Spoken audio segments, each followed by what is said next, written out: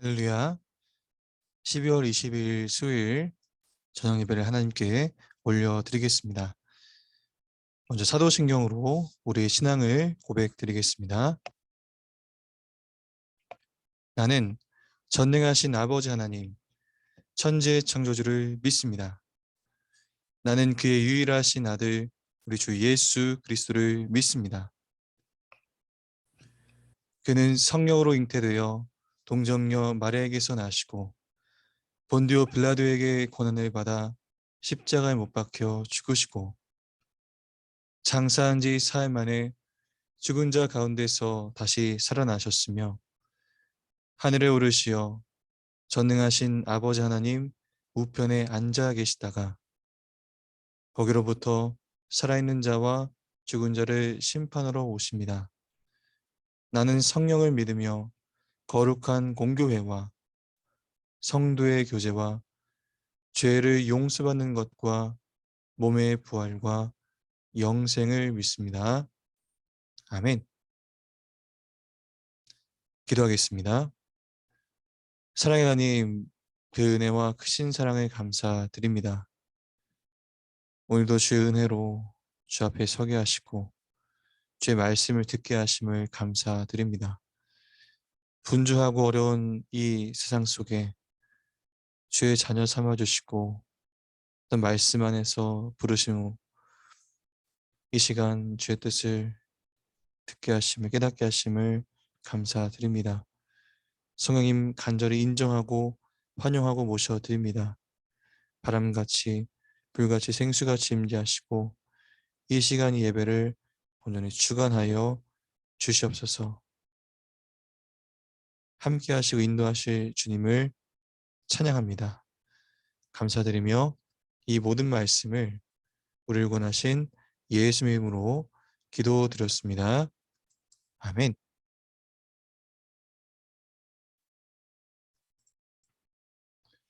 할렐루야. 오늘 은혜 받으실 하나님의 말씀은 신약성경 로마서 9장 1절부터 13절까지 말씀이 되겠습니다. 네, 신약성경 로마서 9장 1절부터 13절까지 말씀이 되겠습니다. 다 찾은 줄 믿고 제가 읽겠습니다. 내가 그리스도 안에서 참말을 하고 거짓말을 하지 아니하노라. 나에게 큰 근심이 있는 것과 마음에 그치지 않는 고통이 있는 것을 내 양심이 성령 안에서 나와 더불어 증언하노니 나의 형제 곧 고륙의 친척을 위하여 내 자신이 저주를 받아 그리스도에게서 끊어질지라도 원하는 바로라. 그들은 이스라엘 사람이라. 그들에게는 양자됨과 영광과 언약들과 율법을 세우신 것과 예배와 약속들이 있고 조상들도 그들의 것이요 육신으로 하면 그리스도가 그들에게서 나셨으니 그는 만물 위에 계셔서 세세에 찬양을 받으실 하나님이시니라. 아멘. 그러나 하나님의 말씀이 폐하여진 것 같지 않도다. 이스라엘에게서 난 그들이 다 이스라엘이 아니요 또한 아브라함의 씨가 다 그의 자녀가 아니라 오직 이삭으로부터 난 자라야 내 씨라 불리리라 하셨으니 곧 육신의 자녀가 하나님의 자녀가 아니요 오직 약속의 자녀가 씨로 여기심을 받느니라. 약속의 말씀은 이것이니 명년 이때에 내가 이르느니 사라에게 아들이 있으리라 하심이라. 그뿐 아니라 또한 리브가가 우리 조상 이삭 한 사람으로 말미암아 임신하였는데 그 자식들이 아직 나지도 아니하고 무슨 선이나 악을 행하지 아니한 때에 택하심을 따라 되는 하나님의 뜻이 행위로 말미암지 않고 오직 부르시는 이로 말미암아 서게 하려 하사 리브가에게 이르시되 큰 자가 어린 자를 섬기리라 하셨나니 기록된 바 내가 야곱은 사랑하고 에서는 미워하였다 하심과 같으니라. 아멘. 오늘 함께 본 말씀을 가지고 로마서 강의 22번째 시간, 주께 달려있는 언약의 성취, 구원이라는 제목으로 함께 말씀의 은혜를 나누겠습니다. 우리는 로마서 1장부터 8장까지 이 그리스도 안에서 나타난 이 하나님의 의에 대해서 일목요연하게 봤습니다. 그리고 8장의 마지막 부분에서 끊을 수 없는 하나님의 사랑으로 결론을 내렸죠. 그리고 9장으로 넘어가는데 왜 9장에서 갑자기 이스라엘에 대한 얘기가 나오느냐? 그것은 하나님의 구원 완성의 그림에 있어서 이방인의 구원에 대해 집중적으로 다뤘고, 이스라엘 사람들은 이 배제되는 것과 같은 느낌을 주었는데, 이방인과 유대인, 온 세상 사람들을 향한 이 하나님의 구원의 완성을 이야기하기 위해서입니다. 우리 1절과 2절을 보시면, 나는 그리스도 안에서 거짓말을 하지 않고 진실을 말한다 라고 얘기를 합니다. 그러니까 내 양심이 성령 안에서 이것을 증언하는 것이죠. 그리고 그러한 때에 고통이 있다라고 합니다. 우리가 육신의 고통이 있을 때 진통제를 통해서 완화시키고자 하죠. 그런데 그렇게 해도 안 되는 경우가 있지 않습니까? 그러니까 진정이 안 되고 통증이 계속되는 것과 같은 것입니다. 그러니까 이 사도 바울이 예수님을 만나고 물론 박해도 많이 받았지만 그래도 그의 마음 가운데는 행복한 신앙생활을 하고 있는 그런 상태인 것입니다. 그런데 늘 마음 한구석이 고통스럽다라고 해요. 바로 이 문제 때문이다라는 것입니다. 그러면서 이 3절, 그러니까 오늘 본문에서 가장 중요한 이야기를 하는데, 이방인을 포함해서 이 하나님의 놀라운 구원의 은혜와 복음을 누리고 있는데, 이 내 동족, 정작 내 동족인 이스라엘, 이 이스라엘은 누리지 못하고 있지 않냐. 이 구약에서부터 약속된 메시아에 대한 예언을, 그 예언을 성취하신 분이 예수 그리스도시라는 것을 받아들이지 않기 때문에 이 문제가 사실 생긴 것인데, 그러니까 이런 내 형제, 동족이 구원을 받을 수만 있다면 내가 저주를 받아서 그리스도에게서 끊어질지라도 마지막 때에 그리스도께서 나를 하나님의 사람으로 받아주시는 것이 아니라 나를 저주하셔서 내가 그분에게 거절을 당하고 내침을 당할지라도라는 그런 뜻으로 지금 얘기를 하는 것입니다. 그렇게 하신다 할지라도 그것으로 내 동족 이스라엘이 구원을 받을 수만 있다면 저는 기꺼이 받아들일 수 있습니다. 라는 바울의 고백입니다. 여러분, 우리가 지금 로마서 8장이 끝나면서 이런 내용으로 마무리했었죠. 누가 우리를 대적하리요? 누가 우리를 정죄하리요? 누가 우리를 그리스도의 사랑에서 끊을 수 없다라는 얘기를 했지 않습니까? 그런데 지금 본인은 그 사랑에서 자기가 끊김을 당하고 이 버림을 당할지라도 라고 하는 표현을 하는 것입니다. 이 8장에서까지 끊을 수 없다라는 내용을 이 거듭 강조하는 내용, 이 내용이 이제 거듭해서 반복되고 이제 끝났는데, 내가 그 사랑 안에서 끊어질지라도 라는 표현을 지금 다시 한 것이에요. 이 그 안에 얼마나 큰 고통과 갈망이 있는지 표현한 것입니다. 하나님, 차라리 저를 버려 주십시오. 대신에 제 동족들을 살려 주십시오. 이런 간구가 있었던 것입니다. 이 사도 바울의 서신들을 보면 그리스도 안에서 이 그리스도 안에 있는 나 바울은이라는 이 표현을 끊임없이 사용합니다. 이 자기 발견이고 자기 정체성의 의미는 예수 그리스도 안에서만 발견되는 것이죠. 그런데 그 그리스도로부터 거절당하고 끊겨질지라도 라고 표현한 것입니다. 그렇지만 이것이 모세의 마음과 동일한 것이었고 또 십자가를 가진 예수님과 동일한 마음이었던 것입니다. 우리가 출애굽기 32장을 보시면 어떤 사건이 있었습니까? 이 시내산 앞에서 금송아지 우상을 세우고 완전히 엉망이 된 상태였잖아요. 그러니까 이 40일 동안 시내산 정상에서 십계명 그 두 돌판을 가지고 내려온 그 모세가 하나님의 진노하심을 선포했을 뿐만 아니라 그 외에도 하나님께 기도하는 내용이 나옵니다. 어떤 것이죠? 하나님, 이제 그들의 죄를 사하여 주시옵소서. 이들을 구원하여 주시옵소서. 대신에 제 이름을 생명책에서 지워 주시옵소서. 하나님, 저의 이름을 지어 주셔도 좋습니다. 대신에 이들을 구원해 주십시오. 이 구약의 근간을 이루는 이 오경을 쓴 사람이 모세인데요.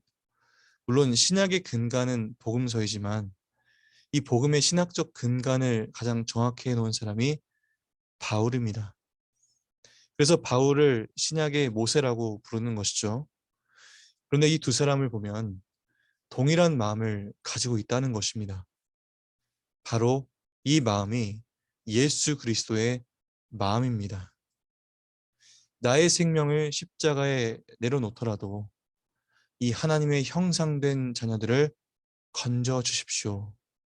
라는 이 헌신과 희생의 사랑이라는 것이죠. 그래서 모세와 바울에 대해서 묵상하면서 우리가 하나님의 음성을, 하나님의 말씀을 듣는다, 깨닫는다고 할 때 그것이 이기적인 개념으로 해석되어서는 안 될 것입니다. 그것이 철저히 그리스도의 심령을 갖게 되는 것, 하나님의 심정을 이해하는 것, 그것이 우리가 하나님의 말씀을 깨닫는 길인 줄 믿습니다. 예수님이 십자가 위에서 갖고 계신 마음, 이 로마서 9장 3절은 어찌 보면 신앙의 절정입니다. 그렇지만 사실은 우리 모두가 가질 수 있는 마음이고 우리 모두가 가지도록 하신 마음입니다. 여러분, 신앙생활이 이 하나님도 제쳐놓고 내가 중심이 되고 다른 사람들 다 제쳐놓고 내 중심이 되어야 하는 이 그런 하나님의 심정을 이해하고 하나님의 사랑이 우리를 통해서 흘러가는 이 그런 신앙생활이 될 수 있기를 주님의 이름으로 축복합니다. 그래서 우리를 만나는 사람들, 우리를 통해서 중보기도 받는 분들이 이 정말 하나님 안에서 회복이 일어나는 역사가 일어나시기를 바랍니다. 그래서 자기 동족 이스라엘에 대해서 질문을 하는 것이죠. 이 사절에 보니까 이스라엘 동족들에게는 이 하나님의 자녀됨이 있었고 영광, 그러니까 성전에 임한 하나님의 영광, 그리고 언약들, 이 대표적으로 다윗 언약이 있죠. 또 율법, 이 모세 율법이 있습니다. 그리고 예배, 그리고 주신 수많은 약속들, 믿음의 조상도 그들의 것이고 육신적으로는 그리스도도 그들에게서 나셨습니다. 즉 육신적으로 예수님도 히브리인 그리고 이스라엘 사람으로 태어나셨다라는 것이죠. 그럼 이게 다 무의미한 것인가? 우리가 6절을 봅니다. 하나님의 말씀은 파기되지 않았다. 하나님께서 이스라엘에게 주신 수많은 언약들, 약속들, 이 성소의 하나님의 임재의 영광과 이스라엘 백성들에게 허락하신 이 미래에 대한 하나님의 수많은 계획과 뜻이 있지 않습니까? 이게 다 파기될 수는 없다라는 것이에요.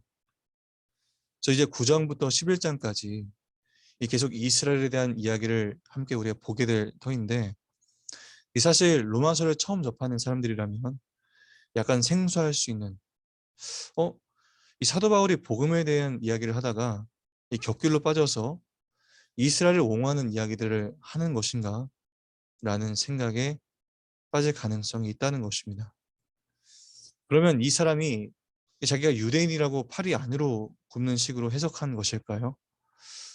여러분 정말 그럴까요? 구약을 창세기부터 예언서까지 이 끝까지 달려가 보면 하나님께 주신 그 오경이 그 말씀의 기준이 됩니다.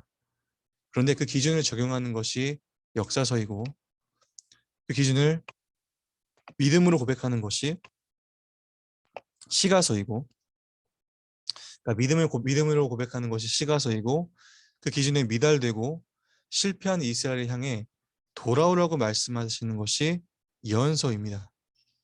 이것이 구약의 흐름인 것이죠. 자, 그런데 예언서를 끝까지 얘기하시는 것이 무엇이냐면 하나님이 반드시 너희를 회복하실 것이다. 그 얘기를 끊임없이 얘기하시는 것입니다. 이 대선지서 5권, 소선지서 12권, 총 이제 17권이 이 합창을 하듯이 끊임없이 얘기하는 것입니다. 이 사람이 특별히 유대인이기에 이 팔이 안으로 굽는 식의 느낌으로 얘기하는 것이 결코 아니라는 것이죠. 이 성경에 그렇게 말씀하시는 것입니다. 하나님의 말씀은 파기될 수 없다. 자, 그러면 파기될 수 없다고 얘기하고 무슨 얘기를 꺼냈느냐? 자, 6절 하반절을 보시면 이스라엘에게서 난 자들이라고 해서 다 이스라엘 사람이 아니다. 그러면 이스라엘에게 하나님의 언약을 주셨고 미래의 회복의 약속들을 주셔서 이스라엘을 긍정하는 이야기를 해야 되는데 이 갑자기 이스라엘의 사람이라고 해서 다 이스라엘 사람이 아니다. 왜 갑자기 이런 노래를 펴는 것일까요? 육신적 이스라엘, 혈통적 이스라엘이 이 구원이 보장되는 것이 아니다. 이것은 마치 역으로 생각해 봐도 마찬가지인 것입니다. 그러니까 이방인이라고 해서 구원이 보장된 것이 사실 아니잖아요. 그래서 이것은 어떤 혈통의 문제가 아니라는 것입니다. 그러면서 두 가지 예를 들었는데 이 두 가지 예가 첫 번째, 아브라함의 혈통적 자손이 누구인가요? 이스마엘과 이삭이잖아요. 그죠? 그런데 이스마엘은 아브라함의 혈통적 자녀였지만 약속의 자녀는 아니었습니다. 그래서 8절을 보면 약속의 자녀, 그러니까 그 약속의 자녀만 하나님이 씨로 여겼다. 자, 그러니까 이것은 이삭을 얘기하는 것이죠. 그 두 번째로 예로 든 것이 10절부터 13절입니다. 그러니까 이삭과 리브가의 자녀가 누구인가요? 그러니까 에서와 야곱이죠. 그러니까 이는 이스마엘하고 이삭의 경우가 조금 다릅니다. 이스마엘은 여종 하갈을 통해 태어났다고 하지만 에서의 경우는 그런 케이스가 아니라 리브가에게서 난 것이지 않습니까? 그럼에도 하나님은 에서를 미워하고 야곱을 사랑하셨다. 그러니까 하나님의 선택, 하나님의 약속이 있는 자녀를 얘기하는 것입니다. 그래서 사실 두 가지를 얘기하는 것이죠. 첫째, 혈통이라는 것이 구원을 보장하는 것이 아니다. 둘째, 구원은 하나님의 주권적 선택이라는 것입니다. 그래서 이 두 가지를 생각해 볼 때에 유대인과 이방인 모두에게 메시지가 있는 것이죠. 당시 유대인들이 착각했던 것이 무엇인가요? 우리는 아브라함의 자손이다. 구원은 보장되어 있다. 천국은 당연히 보장되어 가게 되어 있는 것이다 라고 생각했습니다. 마치 오늘날 교회를 다니고 내가 크리스찬 가정에 태어났으면 내가 신앙 고백이 없어도 신학에 대한 진지함이 없어도 이 천국 갈 것으로 생각하는 것, 착각인 것이죠. 예수 그리스도를 구주로 고백하는 그 믿음이 분명해야 되는 것이지 않습니까? 예수님도 요한복음 8장에 너희는 너희 아버지에게서 나서 너희 아비를 따라갔다라고 말씀하셨더니 그러니까 무슨 소리냐? 우리는 음란한 데서 나지 않았다. 우리 아버지는 유일한데 아브람이다라고 합니다. 예수님이 얘기를 돌려 말씀하시니까 그들이 못 알아듣습니다. 그러자 예수님께서는 요한복음 8장 44절에서 이렇게 얘기하시죠. 너희 아버지는 마귀다 라고 말씀하십니다. 이 굉장히 강력한 질책입니다. 그런데 바울도 마찬가지입니다. 너희가 유대인이라서 다 구원받는 것은 아니다. 그러니까 이게 로마서 2장과 3장에서 계속 이야기한 것이거든요. 그러니까 혈통과 행위, 율법으로 구원받는 것이 아니다. 착각하지 말아라. 그런데 또 다른 메시지는 이방인을 향한 메시지입니다. 이방인들도 지금 전세가 뒤집혔지 않습니까?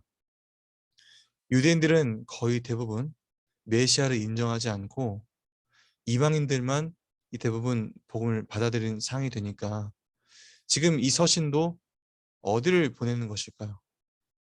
그러니까 이방인들의 심정과도 같은 이방인들의 심정과도 같은 로마국에 보내는 거잖아요. 그러니까 이방인이 중심이 된 교회입니다. 그러다 보니 유대인들은 이제 구원이 없어. 유대인들에게는 구원이 없어라고 이방인들은 착각에 빠지는 것이죠. 저들은 저주받은 거야. 저들은 버림받은 거야.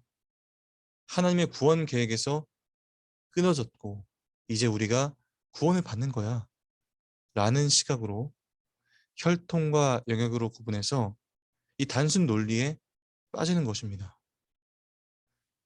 이게 이제 극단으로 달렸던 것이 중세 유럽의 역사인 것이죠. 십자군 운동이 일어났던 것 여러분 아마 아실 겁니다. 사실 이 십자군 운동이 11, 12, 13세기 이 굉장히 추악한 모습을 갖고 있었습니다. 여러 가지 죄를 많이 지었지만 그 중에 하나가 유태인들을 학살하는 것입니다. 왜요? 예수님이 십자가에 못 박은 자들. 그래서 그들을 학살한 것입니다. 그들을 긍휼히 여기고 복음을 전하고 변화시킬 대상으로 생각하지 않고 그들을 학살할 대상으로 여긴 것이었습니다. 이게 극단으로 간 것이 나치 유대인들 대학살이었던 것이죠. 이 결론적으로 정리를 하면 여러분 이 구원의 문제는 물론 우리가 어떻게 반응하느냐도 중요하지만 이것은 전적인 하나님의 은혜의 문제, 은혜에 달려있다라는 것입니다. 그리고 전적인 하나님의 주권적 섭리입니다. 그러니까 우리가 구원받았다, 저들은 버림받았다라는 이 단순 논리에 빠져서 안심하고 교만하고 정죄하고 그래서는 안 되는 것이죠. 우리가 오늘날 신앙생활을 하면서 어떻게 보면 정말 교회가 부흥하고 하나님의 은혜가 충만했을 때 한국 교회는 더 겸손했어야 했습니다. 그런데 세상을 향해서 손가락질하고 정죄하기만 했지 사실은 긍휼의 눈물을 흘리는 것이 너무나 약했던 것이거든요. 그래서 오늘날 상황은 정반대가 된 것이잖아요. 정말 사도 바울이 가졌던 그러니까 오늘 본문 로마서 9장 3절의 말씀처럼 주님의 심정을 갖는 것, 그들을 향해서 긍휼히 여기며 눈물을 흘리며 선교하고 기도하는 것, 그 방향으로 가지 않고 단순 논리에 빠지는 것입니다. 영역 이론에 빠진 것이죠. 그러니까 엄격하게 구분을 하는 것이죠. 여러분들, 복음은 겸손한 사랑이라는 것을 기억하시기 바랍니다. 복음이라는 것 자체가 지금 로마서 1장부터 8장까지 이 놀랍다, 감사하다라는 것. 그 하나님이 주신 예수 그리스도의 십자가 복음은 우리를 지극히 사랑하시기 때문에 우리 곁에 다가오신 것이지 않습니까? 그런데 그 복음을 받아들인 인간들은 자만하고 안일함에 빠지고 다른 사람과 분리주의에 빠지고 또한 정죄하고 선을 긋고 이런 것을 한다는 것이죠. 그게 안타까운 것입니다. 그래서 유대인들도 돌아와야 하지만 이방인들도 교만에 빠져서는 안 되는 것입니다. 그러니까 이스라엘 사람들이 선민으로 생각하고 교만에 빠졌던 것이 이 구약의 역사라면 중세 가톨릭, 이 중세 기독교의 역사는 이방인들이 또 다른 선민의식에 빠져서 유태인들을 학살하고 교만에 빠졌던 역사인 것입니다. 그 어떤 것도 복음에 합당하지 않습니다. 이 시간 우리가 이 말씀의 내용들을 기억하면서 잠시 각자의 자리에서 묵상하며 기도했으면 좋겠습니다. 그리고 우리를 향하신 주의 마음을 깨닫기 바라시고, 그 다음에 우리가 어떤 마음으로 살아야 될지 묵상하면서 기도했으면 좋겠습니다. 잠시 이 시간 기도하는 시간 갖도록 하겠습니다. 잠시 기도하겠습니다.